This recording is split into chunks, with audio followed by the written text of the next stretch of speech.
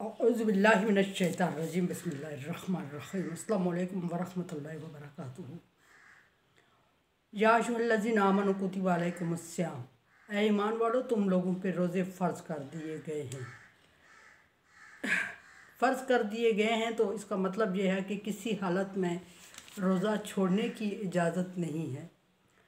जिस तरह के नमाज फ़र्ज़ कर दी गई है और किसी हालत में नमाज छोड़ने की इजाज़त नहीं है, लेकिन ऐसा नहीं है। नमाज और रोज़े में फ़र्क है। रोज़े में अल्लाह तबारक व तआला ने कुछ सूरतों में इस्तिस्ना दिया है, जैसे औरतों के ख़ास दिन, बच्चे की पैदाइश की कुछ डेट्स, और सफ़र का रोज़ा और शदीद बीमारी में रोज़ा। उस सूरत में रोज़ा छोड़ दिया जाता है और उसके बदले में बाद में क़ज़ा रख लिया जाता है। नमाज भी क़ज़ा पढ़ने का हुक्म है, लेकिन रोज़े की सूरत में ज़रा आसूदगी की गई है। और यह अल्लाह तबारक व तआला की ख़ास मेहरबानी है कि उम्मत मुस्लिमा पे उसने एक महीने के माह रमज़ान के या माह सियाम के मुसलसल रोज़े फ़र्ज़ किए, और इससे कमा कुतिबा अलल्लज़ीना मिन क़ब्लिकुम, उसी तरह रोज़े फ़र्ज़ कर दिए गए जिस तरह तुमसे पहली उम्मतों पे फ़र्ज़ कर दिए गए थे। इसका ये हमें समझ आई कि सिर्फ उम्मत मुस्लिमा पे नहीं बल्कि पहली उम्मतों पे भी रोज़े फ़र्ज़ थे, लेकिन प्रॉपर एक महीने के इस तरह के रोज़े फ़र्ज़ नहीं थे, बल्कि उनके मुख्तलिफ़ डेट्स, मुख्तलिफ़ दिन, चाँद की तारीख़ें, दिन मुख्तलिफ़, इस तरह के रोज़े वक्तन फ़क्तन आदम अलैहिस्सलाम से लेके रोज़े फ़र्ज़ किए जा रहे थे और फ़र्ज़ होते आ रहे थे, और अहले ईमान रोज़ा रखते भी थे। लेकिन मुसलमानों पे चूँकि एक महीने के मुसलसल रोज़े फ़र्ज़ कर दिए गए हैं, और फ़र्ज़ कर दिए गए हैं तो इस्तिस्ना तो हासिल है कुछ सूरतों में, लेकिन उस सूरत में इस्तिस्ना इसलिए हासिल है कि इस तरह हासिल है कि बाद में उन रोज़ों की क़ज़ा रख के उनको पूरा किया जाए। जिस तरह हम लोग करते हैं इस्तिस्ना, छोटी छोटी मामूली बीमारियों पे रोज़ा छोड़ देते हैं बहाना बना के, उस तरह इस्तिस्ना नहीं है, उस तरह बगावत है, और अल्लाह तबारक व तआला के सामने बगावत करना अज़ाब को दावत देने के मुतरादिफ़ है।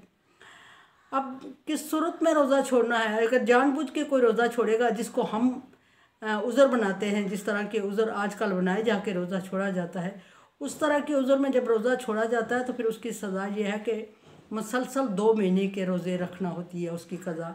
और 2 महीने में अगर 59 दिन रोज़े रख के एक रोज़ा शार्ट हो जाता है तो फिर वो 2 महीने शुरू से शुरू हो जाते हैं, या एक रोज़े के बदले में 2 मिस्किनों को या एक मिस्किन को 2 टाइम का खाना अच्छे तरीके से खिलाना, ये रोज़े का फ़िदिया है।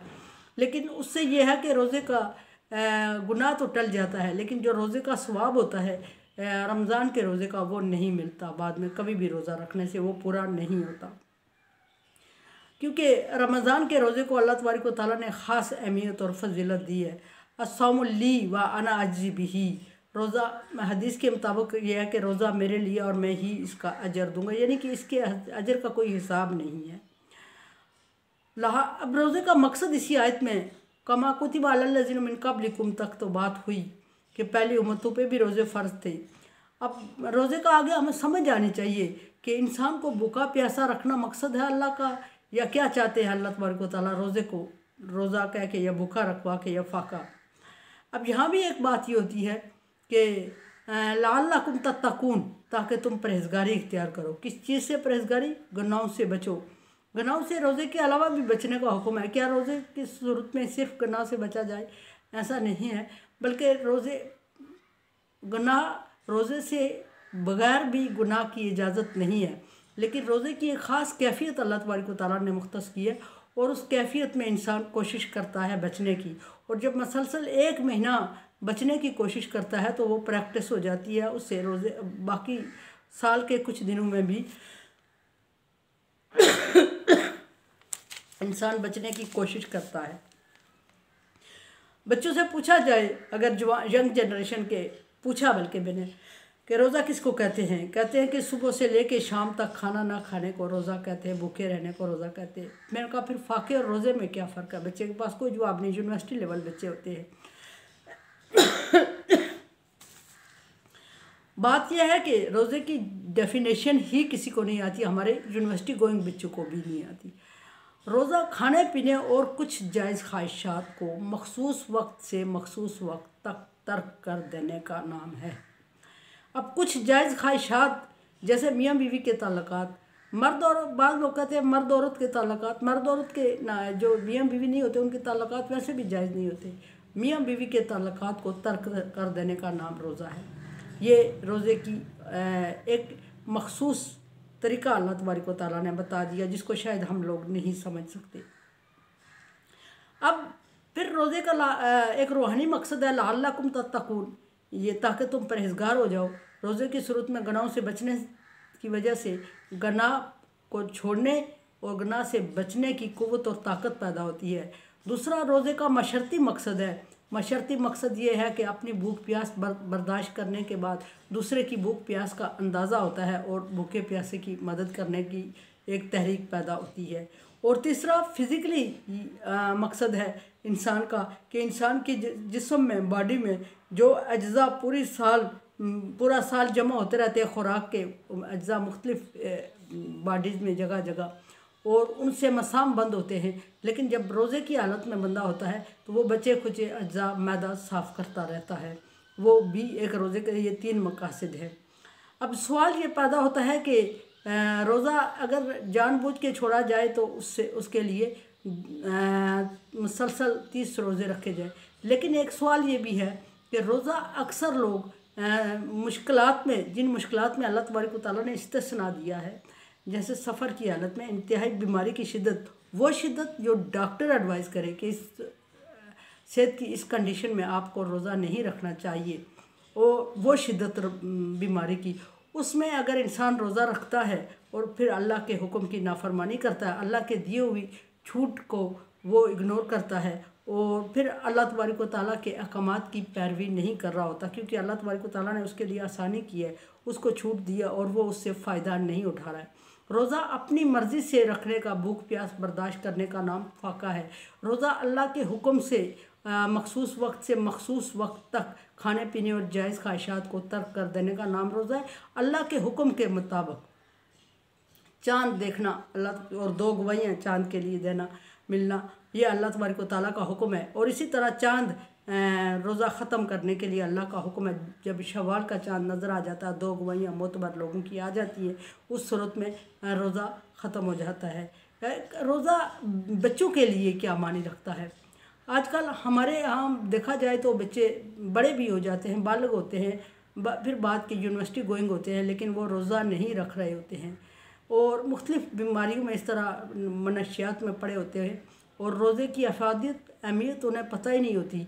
वालिदैन का फ़र्ज़ यह है कि वो अपने बच्चों को इन ख़ास जो चीज़ें होती हैं, जैसे ईदैन हो गई, रमज़ान हो गया और कुर्बानी हो गई, इस्लामी शार मुख्तसर ये कि इनसे अवेयरनेस दें और आगाही दें और बच्चे के अक़ीदे को सुथरा करें, ताकि उस अक़ीदे के मुताबिक बच्चा अल्लाह तबारक व तआला के हुक्म को बजा लाए। और जब वो उस अक़ीदे के मुताबिक अल्लाह के हुक्म को बजा लाए तो डेफ़िनेटली वो अजर का मुस्तहिक वो भी होगा और उसके वालिदैन भी होंगे। ये जो रवायात होती है, ये जो चीज़ें होती हैं, ये जो शार होते हैं, ये हमारे ऊपर फ़र्ज़ होता है कि हम उसको अगली नस्ल तक ट्रांसफ़र करें, ताकि हमारे बच्चों को इस चीज़ की अवेयरनेस हो और वो अगली जनरेशन तक वो उसको ट्रांसफ़र कर सकें। अगर हम अपने बच्चों को समझाने में कोताही करते हैं तो वो कोताही नस्ल दर नस्ल चलती है और अगली कई नस्लों में जाके बर्बादी का सबब बनती है, नाफरमानी का, बगावत का सबब बनती है और फिर वो बच्चे नस्ल पूरी बर्बाद हो जाती है। सो रोज़ा अच्छा, बाज़ एक कंसेप्ट ये भी पाया जाता है कि बाज़ लोग रोज़ा नहीं रखते, कहते हैं कि रोज़ा नहीं रखेंगे, शाम को किसी को इफ्तार करवा देंगे और रोज़े का सवाब मिल जाएगा। सवाब तो रोज़े के बराबर मिलता है उसमें, किसी को इफ्तारी करवा देना, लेकिन वो नफल रोज़े के बराबर सवाब मिलता है। फ़र्ज़ रोज़ा छोड़ के किसी को इफ्तारी करवा देना और उससे फ़र्ज़ रोज़े की क़ज़ा नहीं होती। और ये कि अगर किसी उज़र की बिना पे, जो उज़र अल्लाह तबारक व तआला ने बताए हैं, उन उज़र की बिना पे रोज़ा छोड़ा जाए तो उसके बदले में एक ही रोज़ा रोज़ा रखने का हुक्म है। लेकिन अगर बग़ैर किसी शरई उज़र के रोज़ा बगावत से छोड़ा जाए तो उस सूरत में फिर मुसलसल 2 महीने के रोज़े रखने का हुक्म है, जो मेरे ख्याल में मुश्किल होता है। किसी को कंटिन्यू करना। और अगर कोई 60 मिस्किनों को खाना खिलाता है तो पहली बात यह है कि वो 60 रिश्तेदारों को, अमीर तरीन लोगों को, अपने ताल्लुकात को, अपना नाम बढ़ाने के लिए खिला तो देता है, लेकिन मैं नहीं समझती कि 60 मिस्किन उसने ढूंढ के निकाले और उनको खाना खिलाया। ज़्यादा बेहतर ये होता है कि एक कोई बंदा गरीब अगर आपको मिल जाता है, आप उसको 60 दिन का खाने का अरेंज कर लें, या 2 किलो आटे के हिसाब से एक रोज़े का फिदिया अदा कर दें, या एक ही बंदे को इस हिसाब से जो गरीब आप समझते हैं कि मुस्तहिक है, मांगने वाला मुस्तहिक नहीं, जो कि वाकई मुस्तहिक है सफ़ेद पोश, उसको 1 महीने के आटे का इंतज़ाम उसके लिए कर लें, वो भी होता है। ये रोज़े के बाद लवाजमात होते हैं। अब मैं हर साल इसी चीज़ को रिपीट कर रही होती हूँ, कुछ चीज़ें भूल जाती हूँ, कुछ रिपीट करती हूँ। मुझे समझ आ रही है कि ये चीज़ें छोटी छोटी हर एक बंदे को पता है, लेकिन जब मैं यंग जनरेशन से मिलती हूँ कभी तो डिस्कस होती है तो मायूसी होती है कि ये छोटी छोटी जो चीज़ें होती हैं ये हमारे बच्चों को अवेयरनेस नहीं होती। रमज़ान का चांद देखने से पहले रोज़ा रख लेते हैं बुज़ुर्ग लोग अक्सर, और चांद रात को बाद में देखेंगे, पहले आज का रोज़ा है क्योंकि शाम को चांद नज़र आएगा। वो रोज़ा रमज़ान का नहीं होता, वो अल्लाह की तरफ से फ़र्ज़ करदा रोज़ा नहीं होता। इसी तरह ईद का चांद नज़र आया और उन्होंने बगावत की और ईद नहीं बनाई, रोज़ा रख लिया, ये भी अल्लाह के हुक्म की नाफरमानी है। ये सारी जो छोटी छोटी चीज़ें, जैसे इफ्तारी का टाइम हो गया और इफ्तारी हो रही है और बंदा इधर उधर काम में मसरूफ़ है और आहिस्ता आहिस्ता हो जाएगा जी, जितना लेट होगा इतना सवाब होगा, ये नहीं, ये गुनाह होता है। अजर तब मिलता है कि अल्लाह तबारक व तआला के हुक्म के ताबे रह के काम करे, उसके मखसूस वक्त, एक शर्त है, मखसूस वक्त से मखसूस वक्त तक भूख प्यास और जायज़ ख्वाहिशात को तर्क कर देने का नाम रोज़ा है। ये डेफिनेशन माइंड में रखें शार्ट सी, और जब ये चीज़ें जहन में आएंगी, इनका मतलब समझ आ जाएगा तो आपका रोज़ा होगा। फ़ाका और रोज़ा, एक बात यह है कि रोज़े के दिगर लवाजमात में कान का रोज़ा, आँख का रोज़ा, हाथ का रोज़ा, ज़ुबान का रोज़ा, ये सारी जिस्म के हर उज़्व का रोज़ा हो जाता है। ये जब हम रोज़े की नियत करते हैं तो हर उज़्व का रोज़ा होता है। अगर हम भूख प्यास बर्दाश्त करके ग़ीबत कर रहे हैं, बुराई कर रहे हैं, लोगों का माल हथिया रहे हैं और किसी को तकलीफ़ दे रहे हैं, हमारी ज़ुबान और हाथ से कोई महफूज नहीं है, तो वो हमारा रोज़ा नहीं, फ़ाका हो जाता है। और अपने आप फ़ाका करना अपने आप पर जबर है। ये भी एक बात होती है कि रोज़े में रोज़े को रोज़ा समझ कर, ये अलग बात है कि ये जो बुराइयां हैं ये रोज़े से बगैर भी इंसान को नहीं करनी चाहिए, उनसे बचना चाहिए। लेकिन रोज़े की सूरत में हम रोज़ा रख रहे होते हैं, अपने आप को भूखा प्यासा रख रहे होते हैं, और अगर रोज़ा रख के हम इन लवाजमात को तर्क, इन बुराइयों को तर्क नहीं करते तो वो हमारा रोज़ा नहीं होगा, फ़ाका होगा। और फ़ाका जबर है, फिर मैं अर्ज़ कर रही हूँ ख़ुद पे। और एक बात फिर ये कि रोज़े को इन मखसूस हालात में, इस अंदाज में, हाँ, इर्द गिर्द के लोगों का ख्याल रखें, उनकी इफ्तारी ज़रूर करवाएं। अल्लाह तबारक व तआला इफ्तारी करने वाले को अजर ज़रूर देता है, लेकिन फ़र्ज़ रोज़ा छोड़ के इफ्तारी ना करवाएं हो। लेकिन इफ्तारी उन लोगों को करवाएं जो वाकई मुस्तहिक हैं, जो वाकई मुस्तहिक है। अब मुस्तहिक में फ़र्क आ जाता है। मांगने वाला जिसका ज़ुबान खुल जाए एक दफ़ा मांगने के लिए, वो कभी मुस्तहिक नहीं रहता, वो मुस्तहिक हो भी तो नहीं रहता। क्योंकि मैं कहती हूँ अक्सर के भीख मांगना सबसे मुश्किल बिज़नेस है और भीख मांगना सबसे आसान बिज़नेस है। और इसका सवाल हुआ कि वो कैसे, मुश्किल भी वही, आसान भी वही। पहली सूरत में जब हम भीख मांगते हैं, शुरुआत करते हैं, तो उसमें हमें बहुत मुश्किल पेश आती है कुछ टाइम तक, और जब उसके आदी हो जाते हैं तो वो इंतहाई आसान हो जाता है।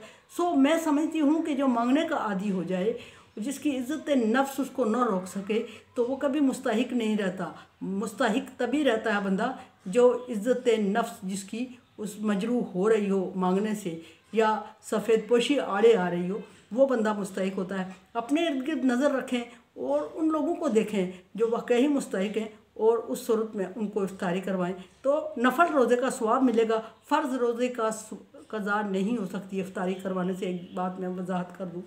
और इर्द गिर्द के लोगों का ख्याल रखते हुए अपने रोज़े को रोज़ा बनाएं, फ़ाका ना बनाएं। कुरान समझे, देखें, समझे और सब्सक्राइब करें, और सदका जारिया में मेरा साथ दें। अल्लाह तबारक व तआला का हुक्म, तावन अला बिर्रि व तक़वा, नेकी और भलाई के कामों में एक दूसरे से तावन करें। सो चैनल को सब्सक्राइब और शेयर करके तावन करें। अल्लाह हाफ़िज़।